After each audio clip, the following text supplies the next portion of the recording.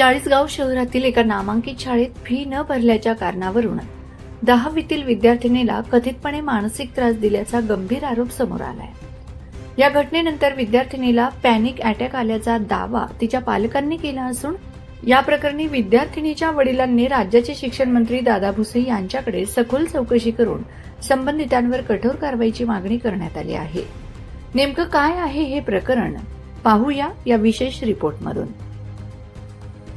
चाळीसगाव शहरातील पोद्दार इंटरनॅशनल स्कूलमध्ये शिकणारी वैष्णवी संदीप राठोड या विद्यार्थिनीला फी थकबाकीच्या कारणावरून इयत्ता 10वीच्या वर्गात बसू न देता पुन्हा 9वीच्या वर्गात बसण्यास भाग पाडण्यात आल्याचा गंभीर आरोप विद्यार्थिनीच्या पालकांनी केला आहे.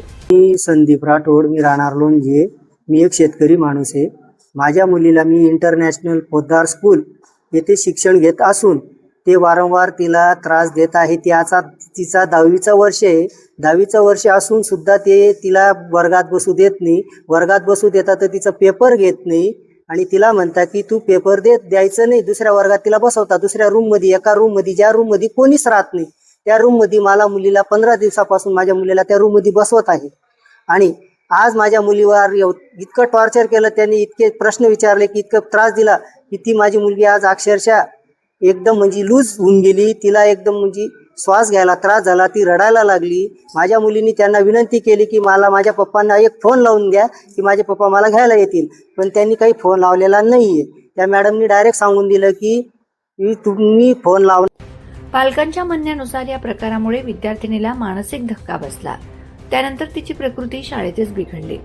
विद्यार्थिनीने उपप्राचार्यांना तब्येत ठीक नसल्याचे सांगून पालकांना फोन करण्याची विनंती केली. मात्र तू नाटक करतेस असे सांगत तिला वर्गात बसण्यास सांगितल्याचा आरोपही विद्यार्थिनीने केला आहे. शाळा सुटल्यानंतर विद्यार्थिनी घरी पोहोचली, मात्र तिची प्रकृती अधिकच खालावल्याने तिला तातडीने चाळीसगाव ग्रामीण रुग्णालयात दाखल करण्यात आले.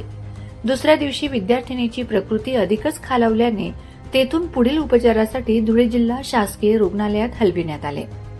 धुळे येथे वैद्यकीय तपासणी केल्यानंतर विद्यार्थिनीला पॅनिक अटॅक आल्याचं वैद्यकीय अहवालात नमूद करण्यात आल्याचा दावा तिच्या पालकांनी केला आहे.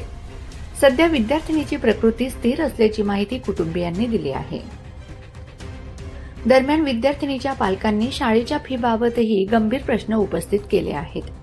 पालकांच्या माहितीनुसार 28 एप्रिल 2026 रोजी शाळेकडून वकिलामार्फत 2,67,812 रुपयांच्या थकीत फीची नोटीस देण्यात आली होती. मात्र त्यानंतर अवघ्या 65 दिवसात म्हणजेच 1 जुलै 2026 रोजी शाळेच्या अधिकृत लेटर हेडवर तब्बल 6,18,152 रुपयांच्या फीची दुसरी नोटीस देण्यात आली.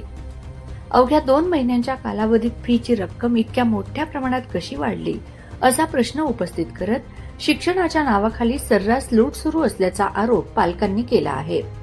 या संपूर्ण प्रकरणी गट शिक्षण अधिकारी जळगाव तसेच पुणे येथील शिक्षण विभागाकडे तक्रार करूनही कोणतीही कारवाई झालेली नसल्याचा आरोप विद्यार्थिनीच्या पालकांनी केला आहे.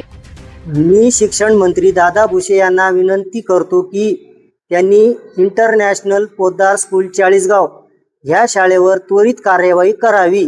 कारण मी याच्या पुढे त्यांना 2-3 अर्ज पाठवलेले आहे. गट शिक्षणाधिकारी चाळीसगाव, गट शिक्षणाधिकारी पुणे, गट शिक्षणाधिकारी माध्यमिक जळगाव या तिघांना मी आजपर्यंत सगळे अर्ज पाठवले. मला त्यांच्याकडून आजपर्यंत कोणत्याही प्रकारची कार्यवाही केलेले अहवाल परत मिळालेले नाही. यामुळे आता राज्याचे शिक्षण मंत्री दादा भुसे यांच्याकडे लेखी तक्रार दाखल करून या प्रकरणाची निष्पक्ष चौकशी करण्याची आणि संबंधित दोषींवर कठोर कारवाई करण्याची मागणी करण्यात येणार असल्याचे त्यांनी स्पष्ट केले आहे. या प्रकरणातील आरोप अत्यंत गंभीर असून सध्या हे सर्व आरोप विद्यार्थिनीच्या पालकांकडून करण्यात आले आहेत. या आरोपांवर संबंधित शाळेची अधिकृत बाजू अद्याप समोर आलेली नाही.